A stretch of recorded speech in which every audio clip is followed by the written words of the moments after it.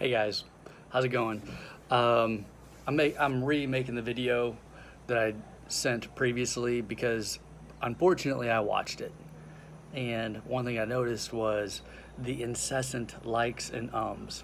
So I am a leader, communicator, and development, and I'm wanting to improve in the way that I communicate. So the other part is when I watched the video that was 28 minutes long, I realized, I'm pretty sure that could have been 12 minutes. So let's see how long this one lasts. And I'm going to be very conscientious about saying like and so I could actually give you content and not a bunch of filler words.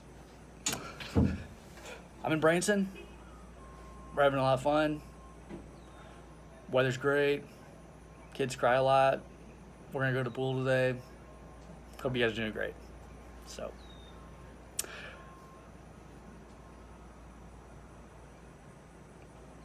I made the video on Thursday morning after my bike ride because I was thinking about the fact of getting the big rocks done first.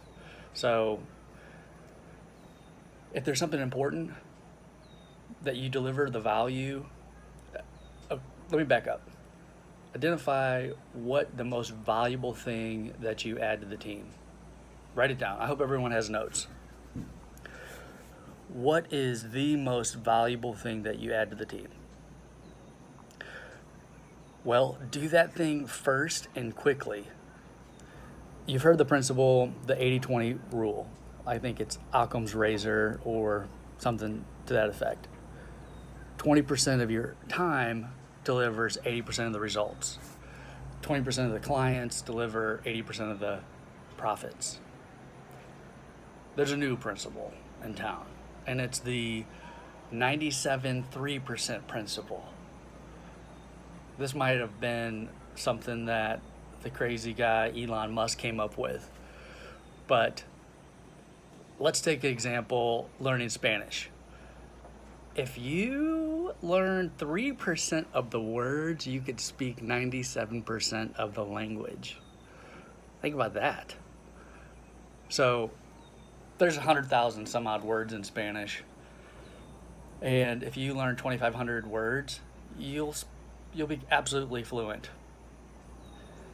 And if you take this 97.3% principle and then you apply it to your work life, what's that 3% of your work life or your home life that is going to deliver all the results? And then at all cost, make sure you get that done and you get it done with all of your heart. Now, that doesn't mean take your work week and then only work 3% of the time. That's not what I'm saying here. Just don't misinterpret. I almost said but I didn't. So, identify the big rocks and then be tenacious as an angry bear to get the biggest value that you're adding to the team completed, no matter what happens. For me, I think the best thing I could do for the team is to constantly be planting new ideas, challenging you as the leader of the company, challenging myself to grow in different ways. And if I am faithful and tenacious to take care of that, I think that I'm doing my job and I'm moving the ball forward and that we're going to win. The next point, let's talk about beech trees. Beech trees. In Europe, there was this really geeky tree guy. Wrote a book, listened to it, probably back in February, and it was all about the amazing things about trees. There's this crazy assortment of random facts and information about trees. And I think I have a toddler peeking at me through the window, so we might have a guest speaker as well.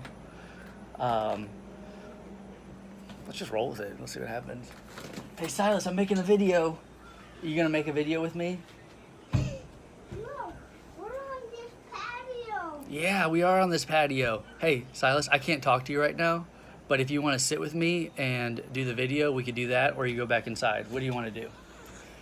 Okay. Take a video. So this is Silas James Miller, and we're gonna go to the pool later today. So Silas, I was telling him about beech trees, and in Europe there's these groves of beech trees, and when you look at the beech trees, they're growing a lot closer together than what you think would be natural or normal, and that's because they have this amazing mycorrhizae fungus network that connects all their root systems.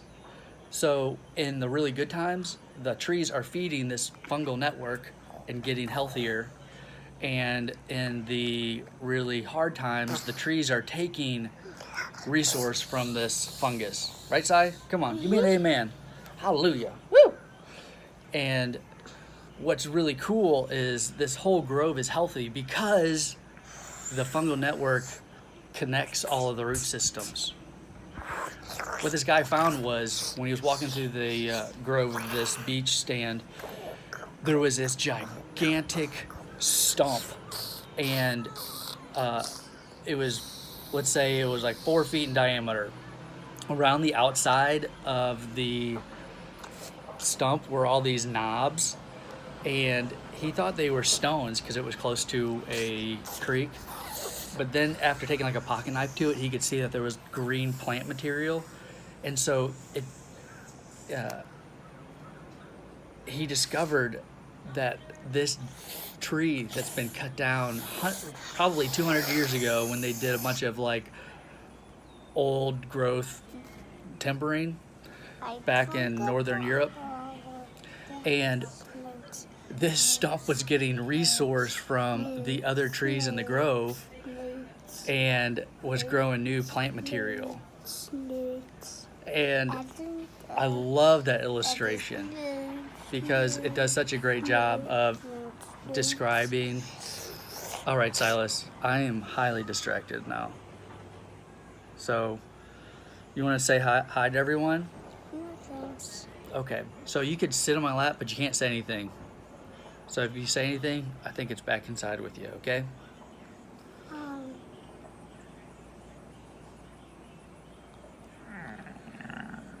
Okay, so the Grove does such a great job of describing our relationships because when we're connected and we are interdependent, this isn't codependency, I think that's some different topic, but when we're interdependent, like we're making each other stronger, then there emerges a team that is healthy. And even if one member of the team or part of the team is under-resourced at a specific time, we're connected. We can help each other out. The other cool thing about these beech tree findings is that if there's a beech tree that's grown out into a field, it has half the life expectancy as if the beech tree was growing in the grove. So with teamwork and developing healthy relationships, I think vulnerability is one of the most powerful hacks that we could deploy in order to develop stronger, more interlocked, interlaced, dependent relationships.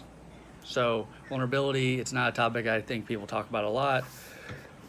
Then listen to a few different books and things, filling my brain with crazy ideas. But what vulnerability does is vulnerability is exercising challenging transparency. Now I have to preface it with, you don't want to be vulnerable with people that don't know you that well and tell them all of your craziest, darkest secrets. So when this video is over, let's not go around the room and tell everyone and share the worst thing that you ever did. Probably not the place for it. But there is a place for tempering vulnerability. And for example, last week on Sunday, I made this elaborate checklist. Hold on. All right, Sai, you're gonna have to go inside, or you could sit in this chair or go inside. Which do you prefer? Do you want to sit in that chair?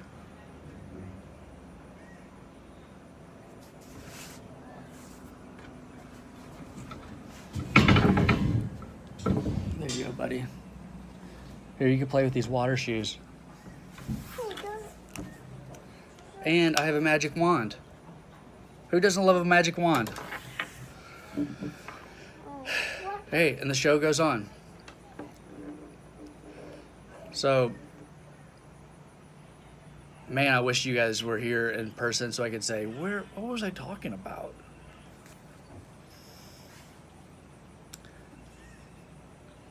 Vulnerability is a great hack. So, one of the most important things to be a great leader, you gotta be in the right state of mind. In order to learn new things, you've got to be in the right state of mind. If you feel like there's a tiger in the room, the only thing that you could possibly think about is getting away from the tiger, and higher level, higher functioning parts of your brain do not engage. They are taking a back seat and they're taking a nap to the, oh crap, I'm about to die, get me out of here. And if you're going to be a great leader, you got to create a great emotional state. Okay, if you're going to have great relationships, vulnerability is like gratefulness in that it's a hack. Use it. And I was going to, okay, so 10 days ago or so, I made this elaborate checklist. I sometimes have a hard time creating routine, and I understand routine is so powerful in creating these behaviors that you don't think about, and it just like you make a decision to create a habit, and then that habit creates a bunch of other decisions for you. And so I created this big long checklist of all these little things I need to do, simple things like put some cold water in the refrigerator before I go to bed. Studies show when you ingest a bunch of cold water first thing, it lowers your body temperature and does some other like tangent. And for the past week before I left to go to Branson, I probably did 25% of it. And if I didn't tell you that, it's easy for me to beat myself up. Like, Nick, you're teaching these team members about creating habits and taking initiative and being responsible and all that stuff, and you can't even follow through on your own stuff. And that's the thing, whenever you don't have vulnerability or transparency in the relationships of your life, then things like that, you hide them, they rot. When anything is in the dark, it rots and molds, and bad things happen. But when you bring things out, and there's a lot of psychology to this, so if there's a psychologist here, you could probably explain this better. But when you don't have vulnerability in your life and in your relationships, then you're gonna develop these habits of this holding on to stuff. You're gonna beat yourself up, and then because you're developing that habit, then it's going to be really hard for you to be authentic and transparent in all your relationships. So even your acquaintances that you'll never be vulnerable with, you have this habit of, well, because I can't be vulnerable with my closest relationships, then there's a certain way that I need to look. And then what that happens is like a rippling effect. Then it's impossible for you to develop really healthy, authentic relationships. Here's an example I would like to illustrate with. Before I left last week, we were talking about we need to create an ad for potential employees, and we need to advertise exactly the way our company really is. And so when they come on board, they're not surprised, and they're like, yes, we love this place, and we attract the right people. And so in our our close relationships, that's exactly the way we need to be. We have to be our authentic self. And one of the best hacks to growing into our most authentic self without having any sort of appearances is to exercise vulnerability in our closest relationships. And for work, maybe that's just Michael telling Jessica, yeah, I should have taught a class on cutting down some trees. I didn't do it. And they cut the tree down, it fell on a house and killed a bunch of cats. It's being conscious and making the decision that you're going to out yourself in certain situations. And I keep prefacing, you have to temper it based upon who you're talking to. So, vulnerability leads to transparency, being advertising for your most authentic self, which develops stronger and stronger relationships because the person you are, the way that you're putting yourself out is the person that you actually are, and then people are attracted to that, and people like being authentic is very attractive. I heard the other day somebody said you might as well be you because all the other parts are taken, and it was in relation to like acting or something like that. And I really like that. Like, all the other parts are taken. Like, just be you and utilize the hacks that you have. All right, we're at 16 minutes. Okay, the other thing with trees interconnected. There's a root system, fungus, sharing resources. That's what a team is. And then when you have these little moments of vulnerability, it trains yourself that, yeah, it is absolutely okay to be fully you. And then you are the person that you advertise to be, and you're growing these authentic relationships. So the other part of that is it takes the dips out of life. You know, when you're isolated, you could just bottom out. And this goes personal and work. Nothing happens in a vacuum. So when you're isolated, you're like the rogue butthole out there in the field. Then harsh conditions come, you just have a bottom. But when the relationships are there, there's a new floor. Boop. Oh, those relationships aren't going to let you get past a certain point. Having a hard time? Let's talk about it. Come on, let's figure this out together. And then another example about the tree thing. It was so cool. The beech trees in the forest, they grow really close together, and so when these huge windstorms come, all the branches are like, they're growing up, and the branches like use up every like square foot of sunlight space so that they can maximize the resource. And a windstorm comes in and a branch goes phew. Well, because the branches are flexible, it creates these baffling buffering effect. So one branch hits another branch and it like softens the blow, and this big forest is able to withstand crazy storms because they're knocking off one another, and it doesn't let the storm just push them over. The same storm going over a lone beech tree out in the woods, it just gets knocked over. It's that simple.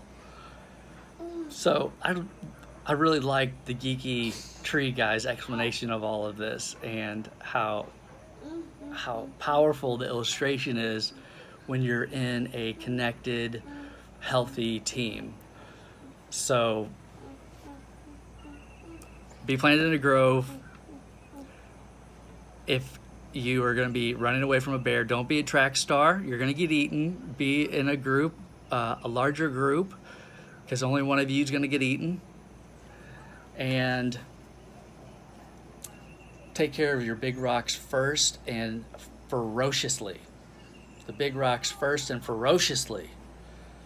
Identify what the most value you add to the team.